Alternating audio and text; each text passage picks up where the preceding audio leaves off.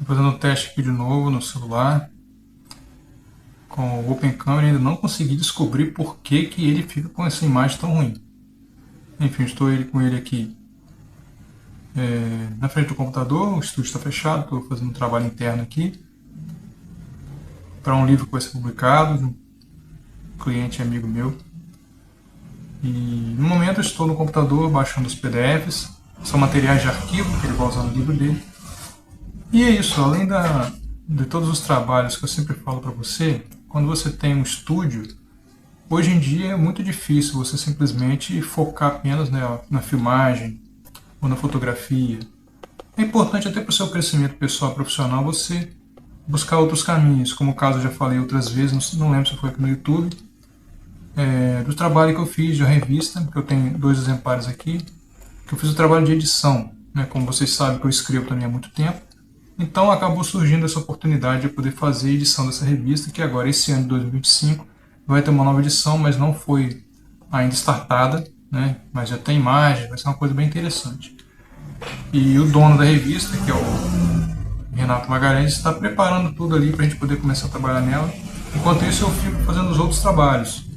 E o que tem surgido muito nesse ano, eu não sei se é porque eu fiz tanta divulgação, mas tem surgido muitos trabalhos de digitalização de fitas VHS, uma ou outra mini DV, mas a maioria VHS, fitas geralmente de 20, 30, 20 anos, não, 30 anos até que não, mas fitas muito antigas de pessoas que agora estão começando a resgatar histórias da família, o pai, uma mãe, uma avó, avó, um casamento, uma formatura, alguma coisa assim. E isso tem me deixado muito feliz, porque quando eu comecei com esse projeto de montar um laboratório de digitalização, e isso inclui também a restauração de fotografias, que eu tenho trabalho aqui fazendo ainda, é uma coisa que eu me inspirei, eu sempre falo isso, não muito aqui no YouTube, né, com meus amigos. Eu me inspirei muito na Aproximar Cine Vídeo, do saudoso amigo lá que eu não tive o prazer de conhecê-lo pessoalmente, foi o Carlos. Então, o Carlos, quando eu conheci ele, ele fazia divulgação no Casablanca, Casablanca Ave. Antes do Casablanca Ave, para quem não sabe, é um editor de vídeo dos anos 90, que dos anos 90 para 2000 os computadores ainda eram muito limitados, né? Então travava muito no Windows, e o Casablanca era um sistema baseado no Amiga, depois no Linux, né?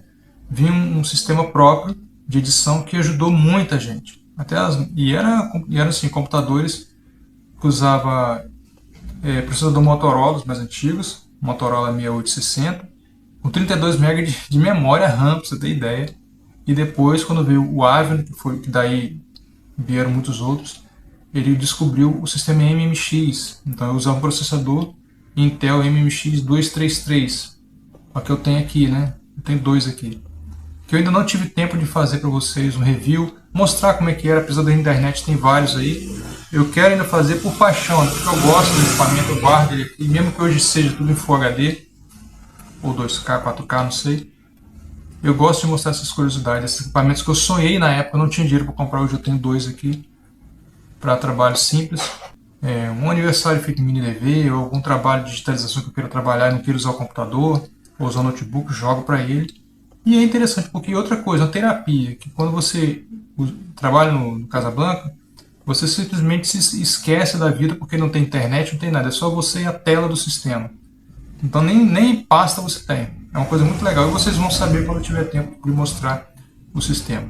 Então, enfim, isso acabou me deixando muito feliz porque é uma coisa que eu venho plantando há muito tempo, a preservação de acervo. Para quem sabe, eu gosto de arqueologia, desde criança, eu e minha mãe, a gente gosta de arqueologia, da história dos extraterrestres, de dinossauros, de escritas cuneiformes, hieróglifos, coisas assim. E as línguas antigas, línguas mortas, né? Tanto que eu até comecei a estudar italiano e árabe, né? Por conta própria. Alguma coisa eu sei, mas eu não divulgo aqui porque é um hobby meu. Estou aprendendo por hobby. Se algum dia eu conseguir ser fluente, vai ser excelente. Até lá, eu sou uma das coisas que eu faço nos bastidores, né? Coisa muito legal. E aí, o árabe que eu acho legal, por causa daqueles desenhos, a pessoa fala de cobrinha, aquelas cobrinhas, né? E eu fui dar uma lida, eu percebi que, até no curso que eu estou fazendo, quando eu tenho tempo de retomar o curso, que geralmente quem gosta de design, quem gosta de arte, aprende árabe. Olha só que legal. Falei, poxa, deve ser por isso que eu gosto daqueles desenhos. Sempre acho bonito aqueles desenhos, né? O alfabeto, já desenhou o alfabeto. Aleph, Ba, Tá, tem todo o alfabeto. E o italiano, que é minha descendência italiana. Para mim está sendo até mais fácil que o árabe, mas o árabe é legal também.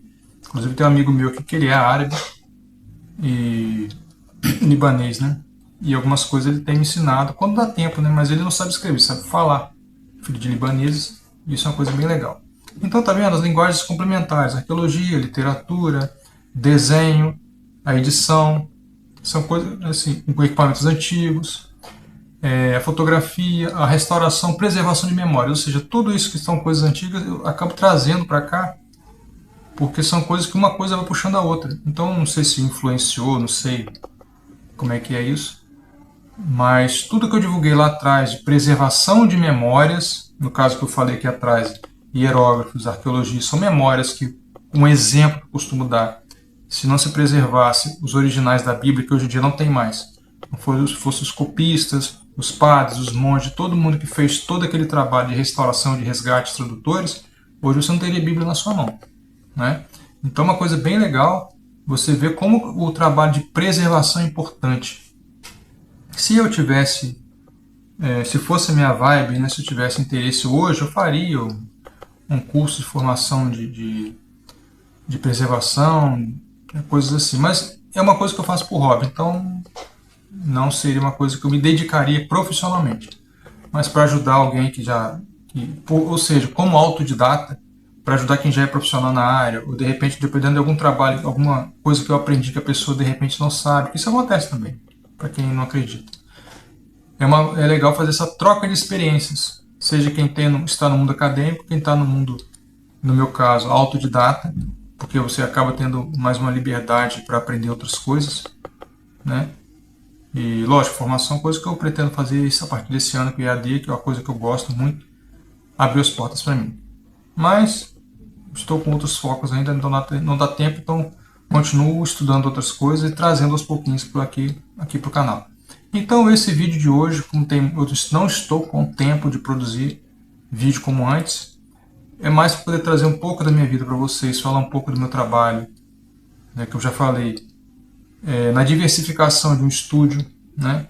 Como o mercado não é como antigamente, então hoje eu aproveitei todas as habilidades que eu aprendi ao longo do tempo, até na parte quando eu já coloquei no canal uma vez, a parte que eu coloquei de restaurar livros, é uma coisa que você acaba pegando gosto, né? Porque papel, película, fotografia, você vai juntar, tudo são linguagens complementares, então uma coisa acaba conectando na outra.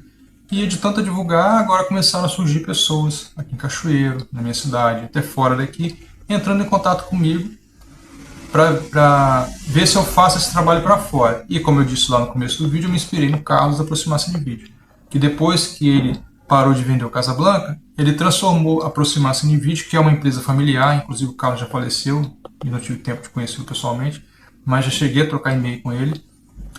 É um cara que transformou a empresa num prestador de serviços.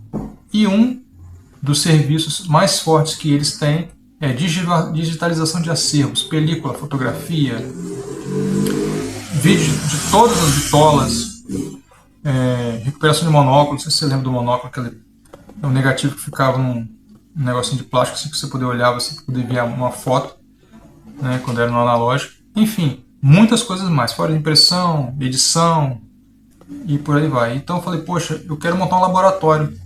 Não tem condição de fazer um laboratório grande como ele, porque é uma empresa de família, eu sou uma pessoa sozinha para fazer, eu e minha esposa só. E ela é fotógrafa. Então eu comecei a divulgar esse trabalho do que eu consigo fazer, consigo entregar. Restaurar fotografias, acervos antigos, como eu já falei em outros vídeos atrás, e a digitalização de fitas, que eu pretendo, quando eu puder, ainda conseguir outras bitolas. Né? Por enquanto eu tenho o Super VHS, o Mini DV, o VHS, né, que é do mesmo, tanto a fita VHS-C quanto as fitas grandes, que eu faço toda a limpeza, todo aquele trabalho, para depois fazer a digitalização, a limpeza e entregar para o cliente.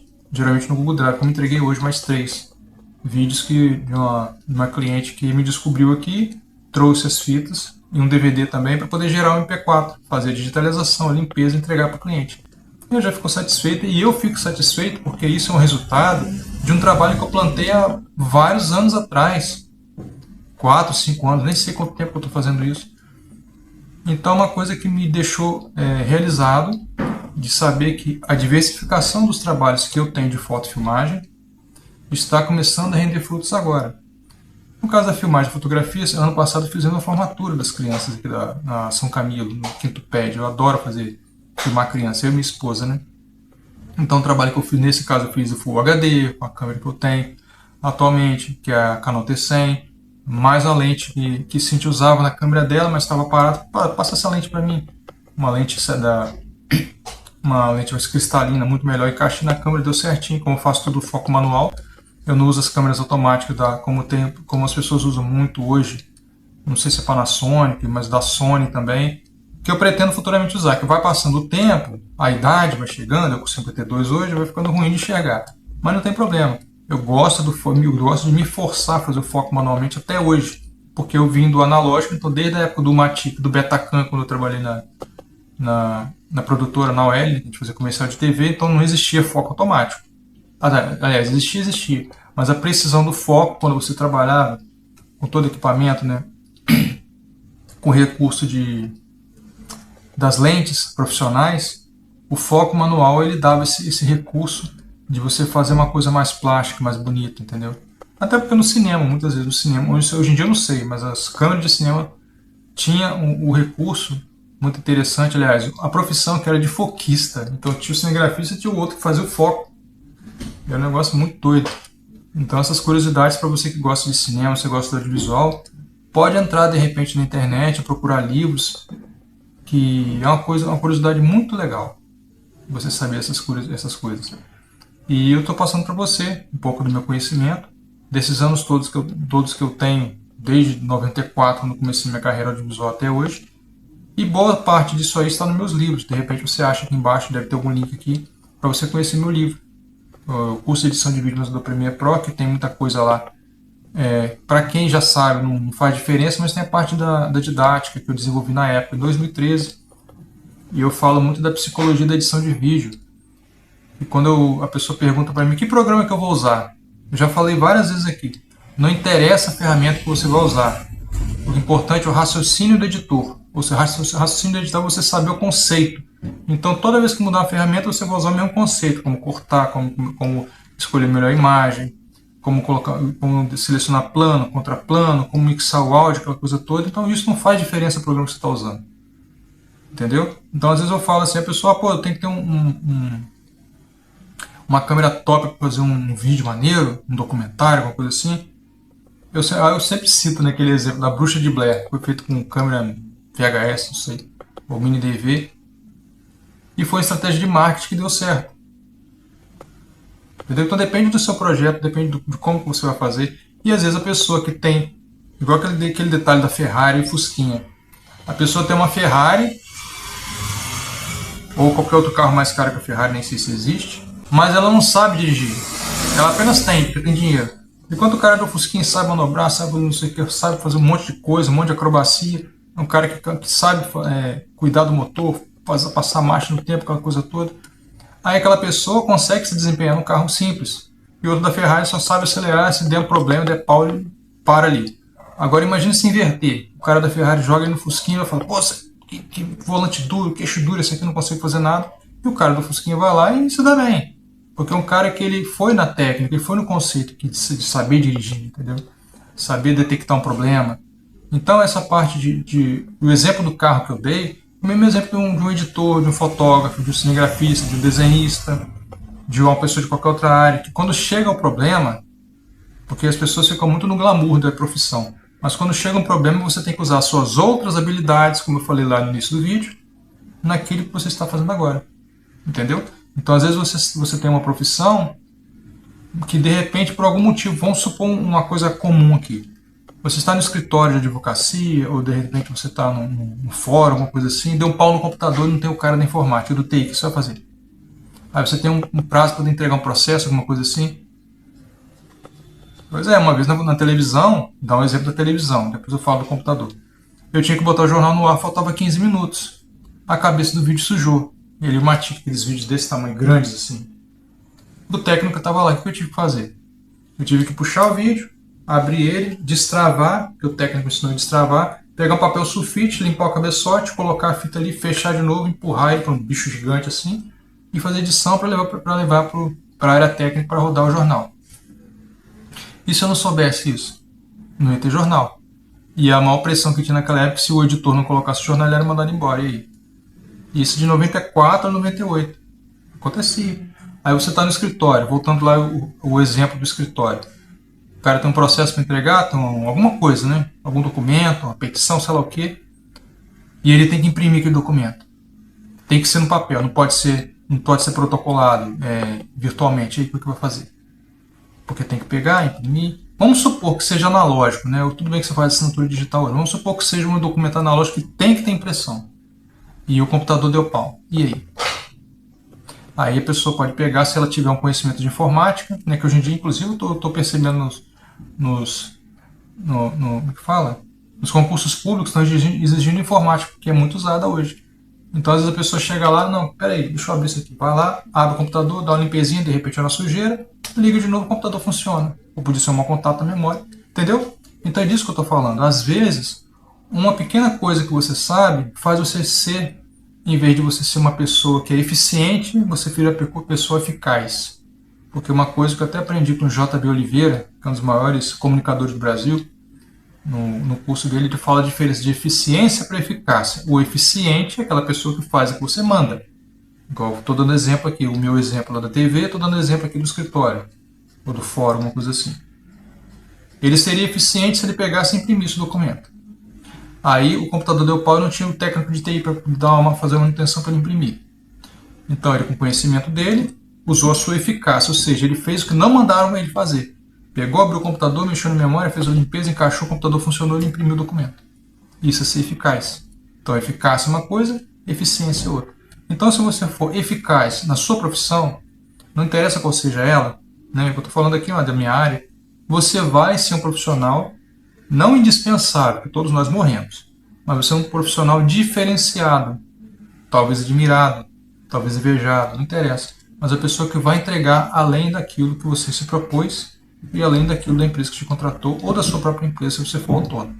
Então esse é um vídeo falando um pouco do que eu tenho feito atualmente, da diversificação dos meus trabalhos aqui, como que eu continuo estudando, né? Inclusive eu indico também, deve ter aqui embaixo o link, não lembro, das plataformas de cursos livres, né? Tem a Pensar Cursos, tem a Prime Cursos, a WR Educacional, outras empresas que você entra, faz especificações, é muito legal, você aprende muita coisa.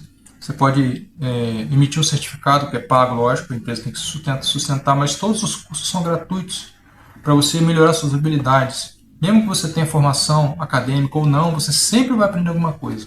E é muito legal porque as empresas estão investindo muito nisso. Eu estava vendo em não sei se é um vídeo ou em algum lugar que eu li, porque parece que daqui para frente as empresas vão focar mais por exemplo, na área de tecnólogo, vamos supor. Então você tem uma graduação que demora 5 anos, 6 anos, sei lá quanto tempo, mas tem muita teoria. E em algumas áreas, como o direito, por exemplo, tem condição, você tem que fazer. Né? Toda a parte teórica poderia ser online, mas tá esse problema todo de hoje em dia que não pode. Né? Então é uma profissão teórica que tem que ter formação acadêmica e tem que ter 2, 3 anos de prática. Enfim. Mas as outras profissões, medicina também tem que ter prática. Agora, muitas outras profissões não. Um escritório, alguma coisa assim, uma parte técnica, ou a parte de gestão, você aprende totalmente online. Depois você vai aprender fazendo estágio em alguns lugares. Mas a maioria dessas profissões você aprende nesses cursos online que tem um link aqui embaixo, para você se especializar ou até fazer horas a mais na faculdade, ou especializações. De repente você vai arrumar um emprego que precisa de ensino médio, mas você tem uma especificação para colocar no seu currículo, você faz nessas empresas. Igual está aqui, Pensar Cursos, WR Educacional, Prime Video, Prime Cursos e mais um monte de outras que eu não lembro. A gente intitula cursos, tem uma outra que eu não lembro agora. Nossa, tem muitas empresas legais de cursos digitais. Eu recomendo que vocês deem uma olhada. Tá? Se você for na Pensar Cursos, eu vou ganhar uma comissão na venda se você comprar um certificado. Não vou mentir para você. Vai estar me ajudando no canal. Se for em todas as outras, é apenas indicação. Eu indico para você poder se especializar e você depois pega e passa para outra pessoa. Tá bom? Então é uma coisa bem legal de você adquirir novas habilidades. E tem curso de tudo que você imaginar. E isso que é o legal. Você aprender não é em excesso, você aprender aquilo que você está no seu momento. De repente você tem uma profissão, você tem uma paixão, por exemplo, fazer pão. Tem curso de como fazer pão. Barista, você quer aprender o segredo do café? Tem lá curso de barista. Você quer aprender, por exemplo, como fazer luthieria? Tem curso de luthieria. Tem curso de marcenaria? Tem curso de marcenaria. Entendeu? Curso de escritório, de preparação para concurso público, enfim. Existem milhares de formas de aprendizado hoje para você se tornar um profissional diferenciado, como eu falei. Nenhum de nós é indispensável, mas podemos ser diferenciados, oferecer mais eficácia ao invés de oferecer apenas eficiência. Por isso que no início do vídeo eu falei que além de foto e filmagem eu aprendi outras habilidades e elas estão chegando para mim com benefício com os clientes que estão começando a aparecer. Falta muita coisa para melhorar, mas já é um começo. E se você usar isso como inspiração, com certeza você vai ter um dia difícil, sempre, mas bem melhor daqui para frente, porque você já vai estar plantando coisa boa para colher no futuro. Tá bom? Então espero que essa reflexão meio filosófica tenha te ajudado alguma coisa. Use aquilo que for bom para você, o que for ruim, descarte e encontro você no próximo vídeo. Tchau, tchau!